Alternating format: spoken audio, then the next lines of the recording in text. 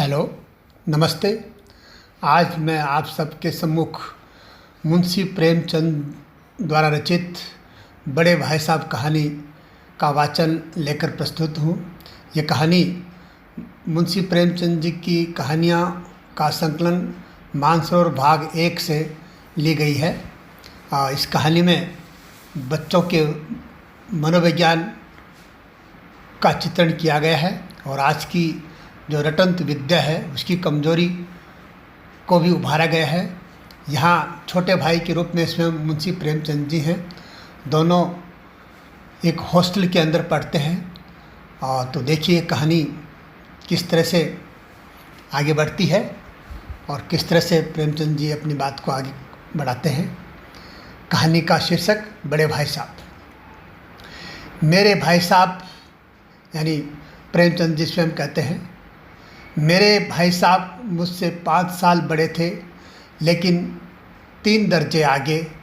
उन्होंने भी उसी उम्र में पढ़ना शुरू किया था जब मैंने शुरू किया, लेकिन तालीम जैसे महत्व के मामले में वह जल्दबाजी से काम लेना पसंद न करते थे। इस भवन की बुनियाद खूब मजबूत डालना चाहते थे जिस पर आलीशान भवन बन सके। 1 साल का काम 2 साल में करते थे, कभी कभी 3 साल भी लग जाते थे। बुनियाद ही पुख्ता न हो तो मकान कैसे पायदार बने। मैं छोटा था, वह बड़े थे। मेरी उम्र 9 साल की, वह 14 साल के थे।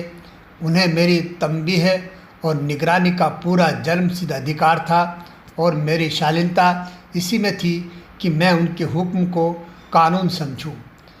वह स्वभाव से बड़े अध्ययनशील थे, हरदम किताबें खोले बैठे रहते थे और शायद दिमाग को आराम देने के लिए कभी कॉपी पर, कभी किताब के हाशियों पर चिड़ियों, कुत्तों, बिल्लियों की तस्वीरें बनाया करते थे। कभी कभी एक ही नाम या शब्द या वाक्य 10-20 बार लिख डालते। कभी एक शेर को बार बार सुंदर अक्षर से नकल करते। कभी ऐसी शब्द रचना करते जिसमें न कोई अर्थ होता न कोई सामंजस्य। मसलन एक बार उनकी कॉपी पर मैंने ये इबारत देखी, स्पेशल अमीना, भाइयों भाइयों, दरअसल भाई भाई, राधे श्याम, श्रीयुत, राधे श्याम। 1 घंटे तक इसके बाद एक आदमी का चेहरा बना हुआ था। मैंने चेष्टा की कि इस पहेली का कोई अर्थ निकालूं, लेकिन असफल रहा और उनसे पूछने का साहस न हुआ। वह नवी जमात में थे, मैं 5वीं में। उनकी रचनाओं को समझना मेरे लिए छोटा मुँह बड़ी बात थी। मेरा जी पढ़ने में बिल्कुल न लगता था। 1 घंटा भी किताब लेकर बैठना पहाड़ था। मौका पाते ही हॉस्टल से निकलकर मैदान में आ जाता और कभी कंकरियाँ उछालता, कभी कागज़ की तितलियाँ उड़ाता और कभी कोई साथी मिल गया तो पूछना ही क्या। कभी 4 दीवारी पर चढ़कर नीचे कूद रहे, कभी फाटक पर वार उससे आगे पीछे चलाते हुए मोटर का आनंद उठा रहे हैं। लेकिन कमरे में आते ही भाई साहब का रौद्र रूप देखकर प्राण सूख जाते। उनका पहला सवाल होता, कहाँ थे। हमेशा यही सवाल इसी ध्वनि में पूछा जाता था और इसका जवाब मेरे पास केवल मौन था। न जाने मुंह से यह बात क्यों न निकलती कि जरा बाहर खेल रहा था। मेरा मौन कह देता था कि मुझे अपना अपराध स्वीकार है और भाई साहब के लिए इसके सिवा और कोई इलाज न था कि रोष से मिले हुए शब्दों में मेरा सत्कार करें। इस तरह अंग्रेजी पढ़ोगे तो ज़िंदगी भर पढ़ते रहोगे और एक हर्फ ना आएगा। अंग्रेजी पढ़ना कोई हंसी खेल नहीं है, जो चाहे पढ़ ले। नहीं, एरा गेरा नत्थु खेरा सभी अंग्रेजी के विद्वान हो जाते। यहाँ रात दिन आंखें फोड़नी पड़ती हैं और खून जलाना पड़ता है जब कहीं ये विद्या आती है। और आती क्या है? हाँ, कहने को आ जाती है। बड़े बड़े विद्वान विशुद्ध अंग्रेजी नहीं लिख सकते, बोलना तो दूर रहा। और मैं कहता हूँ तुम कितने घूंगा हो कि मुझे देखकर भी सबक नहीं लेते। मैं कितनी मेहनत करता हूँ, तुम अपनी आँखों से देखते हो। अगर नहीं देखते तो तुम्हारी आँखों का कसूर है, तुम्हारी बुद्धि का कसूर है। इतने मेले तमाशे होते हैं, तुमने कभी देखने जाते देखा है? रोज़ ही क्रिकेट और हॉकी मैच होते हैं, मैं पास नहीं फटकता, हमेशा पढ़ता रहा हूँ। उस पर भी एक एक दर्जे में 2-2, 3-3 साल पढ़ा रहता हूँ। फिर तुम कैसे आशा रखते हो कि तुम यो खेल कूद में वक्त गंवा कर पास हो जाओगे? मुझे तो 2 ही 3 साल लगते हैं। तुम उम्र भर इसी दर्जे में पड़े सड़ते रहोगे। अगर तुम्हें इस तरह उम्र गंवानी है तो बेहतर है घर चले जाओ और मज़े से गुली डंडा खेलो। दादा की गाढ़ी कमाई के रुपये क्यों बर्बाद करते हो? मैं यह लताड़ सुनकर आंसू बहाने लगता। जवाब ही क्या था? अपराध तो मैंने किया, लताड़ कौन सहे? भाई साहब उपदेश की कला में निपुण थे। ऐसी ऐसी लगती बातें कहते, ऐसे ऐसे सुक्ति बाण चलाते कि मेरे जिगर के टुकड़े टुकड़े हो जाते और हिम्मत छूट जाती। इस तरह जान तोड़कर मेहनत करने की शक्ति मैं अपने में न पाता था और उस निराशा से जरा देर के लिए मैं सोचने लगता, क्यों न घर चला जाऊं? जो काम मेरे बुत्ते के बाहर है उसमें हाथ डालकर क्यों अपनी ज़िंदगी खराब करूं? मुझे अपना मूर्ख रहना मंजूर था, लेकिन उतनी मेहनत से मुझे तो चक्कर आने लगता था। लेकिन घंटे 2 घंटे बाद निराशा के बादल छट जाते और मैं इरादा करता कि आगे से खूब जी लगा कर पढ़ूँगा। चटपट एक टाइम टेबल बना डालता, बिना पहले से नक्शा बनाए, बिना कोई स्कीम तैयार किए। काम कैसे सीखूं? टाइम टेबल में खेल कूद की मद उड़ जाती थी। प्रातःकाल उठना, 6 बजे मुँह हाथ धो नाश्ता कर पढ़ने बैठ जाना, 6 से 8 तक अंग्रेजी, 8 से 9 तक हिसाब, 9 से 9:30 तक इतिहास, फिर भोजन और स्कूल। 3:30 बजे स्कूल से वापस आकर आधा घंटा आराम, 4 से 5 तक भूगोल, 5 से 6 तक ग्रामर, आधा घंटा हॉस्टल के सामने टहलना, 6:30 से 7 तक अंग्रेजी कंपोजिशन, फिर भोजन करके 8 से 9 तक अनुवाद, 9 से 10 तक हिंदी, 10 से 11 तक विविध विषय, फिर विश्राम।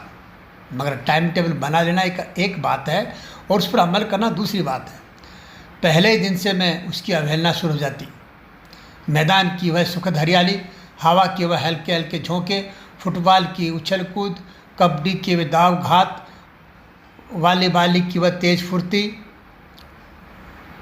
मुझे अज्ञात और अनिवार्य रूप से खींच ले जाती और वहाँ जाते ही मैं सब कुछ भूल जाता। जान लेवा टाइम टेबल, वह आँख फोड़ पुस्तकें किसी की याद न रहती और फिर भाई साहब को वह नसीहत फजियत का अवसर मिल जाता। मैं उनके साये से भागता, उनकी आंखों से दूर रहने की चेष्टा करता, कमरे में इस तरह दबे पाँव आता कि उन्हें खबर न हो। उनकी नज़र मेरी ओर उठी, मेरे प्राण निकले। हमेशा सिर पर नंगी तलवार से लटकती मालूम होती। फिर भी जैसे मौत और विपत्ति के बीच में जो आदमी मोह और माया के बंधन में जकड़ा रहता है, मैं फटकार और घुड़कियाँ खाकर भी खेल कूद का तिरस्कार न कर सका। सालाना इम्तहान हुआ, भाई साहब फेल हो गए, मैं पास हो गया और दर्जे में प्रथम आया। मेरे और उनके बीच केवल 2 साल का अंतर रह गया। जी में आया, भाई साहब को आड़े हाथों लूँ, आपकी वह घोर तपस्या कहाँ गई? मुझे देखिए, मज़े से खेलता भी रहा और दर्जे में अव्वल भी हूँ। लेकिन वह इतने दुखी और उदास थे कि मुझे उनसे दिली हमदर्दी हुई और उनके घाव पर नमक छिड़कने का विचार ही लज्जास्पद जान पड़ा। हाँ, अब मुझे अपने ऊपर अभिमान हुआ और आत्माभिमान भी बढ़ा और भाई साहब का वह रोब मुझ पर न रहा। आज़ादी से खेलकूद में शरीक होने लगा। दिल मजबूत था। अगर उन्होंने फिर मेरी फजियत की तो साफ कह दूंगा, आपने अपना खून जलाकर कौन सा तीर मार लिया? मैं तो खेलते कूदते दर्जे में अव्वल आ गया। जवाब से यह हेकड़ी जताने का साहस न होने पर भी मेरे रंग ढंग से साफ जाहिर होता था कि भाई साहब का वह आतंक मुझ पर नहीं है। भाई साहब ने इसे भांप लिया उनकी सहसत बुद्धि बड़ी तीव्र थी और एक दिन जब मैं भोर का समय गुल्ली डंडे की भेंट करके ठीक भोजन के समय लौटा तो भाई साहब ने मानो तलवार निकाल ली और मुझ पर टूट पड़े। देखता हूँ इस साल पास हो गए और दर्जे में अव्वल आ गए तो तुम्हें दिमाग हो गया, मगर भाईजान घमंड तो बड़े बड़े का नहीं रहा। तुम्हारी क्या हस्ती है, इतिहास में रावण का हाल तो पढ़ा ही होगा। उसके चरित्र से तुमने कौन सा उपदेश लिया या यूँ ही पढ़ गए। मैच इम्तहान पास कर लेना कोई चीज़ नहीं, असल चीज़ है बुद्धि का विकास। जो कुछ पढ़ो उसका अभिप्राय समझो। रावण भूमंडल का स्वामी था। ऐसे राजाओं को चक्रवर्ती कहते हैं। आजकल अंग्रेज़ों की राज्य का विस्तार बहुत बढ़ा हुआ है, पर इन्हें चक्रवर्ती नहीं कह सकते। संसार में अनेकों राष्ट्र अंग्रेज़ों का आधिपत्य स्वीकार नहीं करते, बिल्कुल स्वाधीन है। रावण चक्रवर्ती राजा था। संसार के सभी राजा उसे कर देते थे। बड़े बड़े देवता उसकी गुलामी करते थे। आग और पानी के देवता भी उसके दास थे, मगर उसका अंत क्या हुआ? घमंड ने उसका नाम निशान तक मिटा दिया। कोई उसे एक चुल्लू पानी देने वाला भी न बचा। आदमी जो कुक्रम चाहे कर ले, पर अभिमान न करे। इतराए नहीं, अभिमान किया और दीन दुनिया से हो गया। शैतान का हाल ही भी पढ़ा ही होगा। उसे यह अनुमान हुआ था कि ईश्वर का उससे बढ़कर सच्चा भक्त कोई है ही नहीं। अंत में यह हुआ कि स्वर्ग से नरक में ढकेल दिया गया। शाही रूम ने भी एक बार अहंकार किया था, भीख मांग मांग कर मर गया। तुमने तो अभी केवल एक दर्जा पास किया है और अभी से तुम्हारा सिर फिर गया। तब तो तुम आगे बढ़ चुके। यह समझ लो कि तुम अपनी मेहनत से नहीं हुए। अंधे के हाथ बटेर लग गई, मगर बटेर केवल एक बार लग सकती है, बार बार नहीं। कभी कभी गुल्ली डंडे में जो अंधा चोट निशान पड़ जाता है, उससे कोई सफल खिलाड़ी नहीं हो जाता। सफल खिलाड़ी वह है जिसका कोई निशाना खाली न जाए। मेरे फेल होने पर न जाओ। मेरे दर्जे में आओगे तो दांतों पसीना आ जाएगा। जब अलजबरा और ज्योमेट्री के लोहे के चने चबाने पड़ेंगे और इंग्लिस्तान का इतिहास पढ़ना पड़ेगा। बादशाहों के नाम याद रखना आसान नहीं। 8 हेनरी हो गुजरे हैं। कौन सा कांड किस हेनरी के समय हुआ, क्या ये याद कर लेना आसान समझते हो? हेनरी 7वें की जगह हेनरी 8वां लिखा, सब नंबर गायब, सफा चट, सिफर भी न मिलेगा। सिफर भी हो किस ख्याल में? दर्जनों तो जेम्स हुए, दर्जनों विलियम्स, कौड़ियों चार्ल्स। दिमाग चक्कर खाने लगता है, आंधी रोग हो जाता है। इन अभागों को नाम भी न जुटते थे। एक ही नाम के पीछे दोयम तेयम चहारम पंचम लगाते चले गए। मुझसे पूछते तो 10 लाख नाम बता देता। और ज्योमेट्री तो खुद बस खुदा की पनाह है। ए ब जय की जगह ए जय ब लिख दिया, सारे नंबर कट गए। कोई इन निर्दयी ममतहीनों से नहीं पूछता कि आखिर ए ब जय और ए जय ब में क्या फ़र्क है, और व्यर्थ की बात के लिए क्यों छात्रों को खून करते हो? दाल भात रोटी खाई या भात दाल रोटी खाई, इसमें क्या रखा है? मगर इन परीक्षकों को क्या परवाह है? वह तो वही देखते हैं जो पुस्तक में लिखा है। चाहते हैं कि लड़के अक्सर अक्सर रट डालें और इसी रटंत का नाम शिक्षा रख छोड़ा है। आखिर इन सिर पैर की बातों के पढ़ने से क्या फ़ायदा? इस रेखा पर वह लंब गिरा दो तो आधार लंब दुगना होगा। देखिए, पूछिए, इससे प्रयोजन? दुगना नहीं चौगुना हो जाए या आधा ही रहे मेरी बला से, लेकिन परीक्षा में पास होना है तो यह सब खुरापात याद करनी पड़ेगी। कह दिया, समय की पाबंदी पर निबंध लिखो जो 4 पन्नों से कम न हो। अब आप कापी सामने खोलें, कलम हाथ में लें, उसके नाम को रोइए। कौन नहीं जानता कि समय की पाबंदी बहुत अच्छी बात है।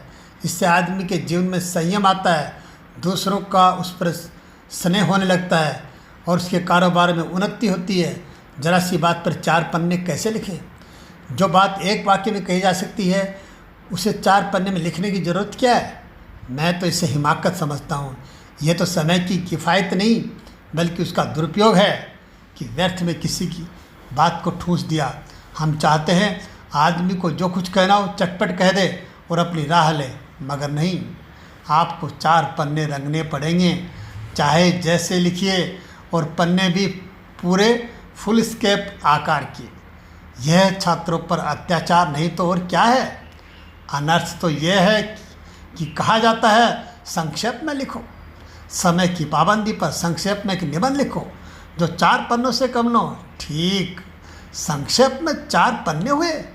नहीं तो शायद 100-200 पन्ने लिखवाते। तेज भी दौड़िए और धीरे धीरे भी। उल्टी बात या नहीं, बालक भी इतनी सी बात समझ सकता है, लेकिन इन अध्यापकों को इतनी भी तमीज़ नहीं है। उस पर दावा है कि हम अध्यापक हैं। मेरे दर्जे में आओगे लाला तो ये सारे पापड़ बेलने पड़ेंगे और तब आटे दाल का भाव मालूम होगा। इस दर्जे में अव्वल आ गए हो, वो ज़मीन पर पाँव नहीं रखते, इसलिए मेरा कहा मानिए। लाख फैल हो गया हूँ लेकिन तुमसे बड़ा हूँ। संसार का मुझे तुमसे ज़्यादा अनुभव है। जो कुछ कहता हूँ उससे गिरह बांधिए, नहीं तो पछताएंगे। स्कूल का समय निकट था। नहीं, ईश्वर जाने यह उपदेश माला कब समाप्त होती। भोजन आज निस्वाद सा लग रहा था। जब पास होने पर यह तिरस्कार हो रहा है तो फेल हो जाने पर तो शायद प्राण ही निकल जाए। भाई साहब ने अपने दर्जे की पढ़ाई का जो भयंकर चित्र खींचा उसने मुझे भयभीत कर दिया। कैसे स्कूल छोड़कर घर नहीं भागा, यही ताजुब है। लेकिन इतने तिरस्कार पर भी पुस्तकों में मेरी अरुचि जो की तो बनी रही। खेल कूद का कोई अवसर हाथ से न जाने देता। पढ़ता भी था मगर बहुत कम, बस इतना कि रोज़ का टास्क पूरा हो जाए और दर्जे में जलील न होना पड़े। अपने ऊपर जो विश्वास पैदा हुआ था वह फिर लुप्त हो गया और फिर चोरों का सा जीवन काटने लगा। फिर सालाना इम्तहान हुआ और कुछ ऐसा संयोग हुआ कि मैं फिर पास हुआ और भाई साहब फिर फेल हो गए। मैंने बहुत मेहनत न की थी पर न जाने कैसे दर्जे में अव्वल आ गया। मुझे खुद आश्चर्य हुआ। भाई साहब ने प्राणांत तक परिश्रम किया था। कोर्स का एक एक शब्द चाट गए थे। 10 बजे रात तक इधर, 4 बजे भोर से उधर, 6 से 9:30 तक। स्कूल जाने के पहले मुद्रा कांतिहीन हो गई थी मगर बेचारे फेल हो गए। मुझे उन पर दया आती थी। नतीजा सुनाया गया तो वह रो पड़े और मैं भी रोने लगा। अपने पास होने वाली खुशी आधी हो गई। मैं भी फेल हो गया होता तो भाई साहब को इतना दुख न होता। लेकिन विधि की बात कौन टाले। मेरे और भाई साहब के बीच में अब केवल 1 दर्जे का अंतर रहेगा। मेरे मन में एक कुटिल भावना उदय हुई कि कहीं भाई साहब 1 साल और फेल हो जाए तो मैं उनके बराबर हो जाऊं। फिर वह किस आधार पर मेरी फजीयत कर सकेंगे। लेकिन मैंने इस कमीने विचार को दिल से निकाल डाला। आखिर वह मेरे हित के विचार से ही डांटते हैं। मुझे उस वक्त अप्रिय लगता है अवश्य, पर यह शायद उनके उपदेश का ही असर है कि मैं दनादन पास होता जाता हूँ और इतने अच्छे नंबर से।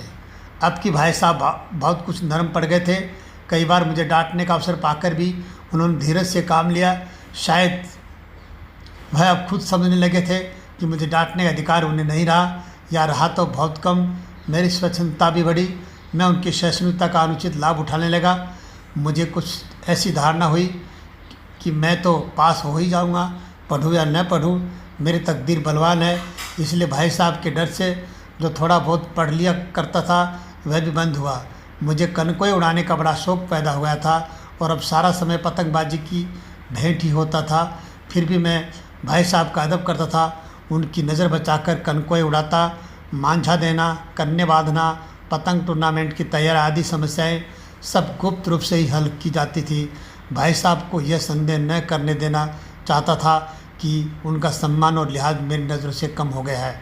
एक दिन संध्या समय हॉस्टल से दूर मैं एक कनकोवा लूटने बेतहाशा दौड़ा जा रहा था। आंखें आसमान की ओर थी। मन उस आकाशगामी पथी की ओर था जो मंद गति से झूमता पतन की ओर चला रहा था। मानो कोई आत्मा स्वर्ग से निकलकर विरक्त मन से नए संस्कार ग्रहण करने जा रही हो। बालकों की पूरी सेना लग गई और झबरदार बाँस लिए उनका स्वागत करने को दौड़ी आ रही थी। किसी को अपने आगे पीछे दौड़ने की खबर नहीं थी। सभी मानो उस पतंग के साथ ही आकाश में उड़ रहे थे जहाँ सब कुछ समतल है, न मोटर कारें, न ट्राम, न गाड़ियाँ। सहसा भाई साहब से मेरी मुठभेड़ हो गई, जो शायद बाजार से लौट रहे थे। उन्होंने मेरा वहीं हाथ पकड़ लिया और उग्र भाव से बोले, इन बाजारी लौंडों के साथ धेले के कनकोए के लिए दौड़ते हुए तुम्हें शर्म नहीं आती? तुम्हें इसका भी कुछ लिहाज नहीं कि अब नीची जमात में नहीं हो बल्कि 8वीं जमात में आ गए हो और मुझसे केवल एक दर्जा नीचे हो। आखिर आदमी को कुछ तो अपनी पोजीशन का ख्याल रखना चाहिए। एक ज़माना था कि लोग 8वां दर्जा पास करके नायब तहसीलदार हो जाते थे। मैं कितने ही ऐसे मिडिल चीज़ों को जानता हूँ जो अव्वल दर्जे के डिप्टी मजिस्ट्रेट या सुप्रिटेंडेंट हैं। कितने ही 8वीं जमात वाले हमारे लीडर और समाचार पत्रों के संपादक हैं। बड़े बड़े विद्वान उनकी मातहती में काम करते हैं और तुम ही उसी 8वीं दर्जे में आकर बाजारी लौंडों के साथ कनकोए के लिए दौड़ रहे हो। मुझे तुम्हारी इस कम अक्ली पर दुख होता है। तुम जहीन हो, इसमें शक नहीं, लेकिन वह जहन किस काम का जो हमारे आत्मगौरव की हत्या कर डाले। तुम अपने दिल में समझते होगे कि मैं भाई साहब से महज एक दर्जा नीचे हूँ। अब उन्हें मुझे कुछ कहने का हक नहीं, लेकिन यह तुम्हारी गलती है। मैं तुमसे 5 साल बड़ा हूँ और चाहे आज तुम मेरी ही जमात में आ जाओ और परीक्षकों का यही हाल है तो निसंदेह अगले साल तुम मेरे समकक्ष हो जाओगे और शायद 1 साल बाद तुम मुझसे आगे निकल जाओ। लेकिन मुझमें और जो 5 साल का अंतर है उसे तुम क्या खुदा भी नहीं मिटा सकता। मैं तुमसे 5 साल बड़ा हूँ और हमेशा रहूँगा। मुझे दुनिया और ज़िंदगी का जो तजर्बा है तुम उसकी बराबरी नहीं कर सकते, चाहे तुम MA, DPhil और DLit ही क्यों न हो जाओ। समझ किताब पढ़ने से नहीं आती। हमारी अम्मा ने कोई दर्जा पास नहीं किया, दादा ने शायद 5वीं जमात के आगे नहीं गए, लेकिन हम दोनों चाहे सारी दुनिया की विधा पढ़ लें, अम्मा और दादा को हम समझाने और सुधारने का अधिकार हमेशा रहेगा। अम्मा और दादा को हमें समझाने सुधारने का अधिकार हमेशा रहेगा, केवल इसलिए नहीं कि वे हमारे जन्मदाता, बल्कि इसलिए कि उन्हें दुनिया का हमसे ज़्यादा तजर्बा है और रहेगा। अमेरिका में किस तरह की राज व्यवस्था है और 8वें हेनरी ने कितने विवाह किए और आकाश में कितने नक्षत्र हैं, यह बात चाहे उन्हें न मालूम हो, लेकिन हज़ारों ऐसी आती हैं जिनका ज्ञान उन्हें हमसे और तुमसे ज़्यादा है। देव न करे आज मैं बीमार हो जाऊं तो तुम्हारे हाथ पांव फूल जाएंगे। दादा को तार देने के सिवा तुम्हें और कुछ नहीं सूझेगा, लेकिन तुम्हारी जगह पर दादा हो तो किसी को तार न दे, न घबराए, न बदहवास हो। पहले खुद मर्ज पहचान कर इलाज करेंगे, उसमें सफल न हुए तो किसी डॉक्टर को बुलाएंगे।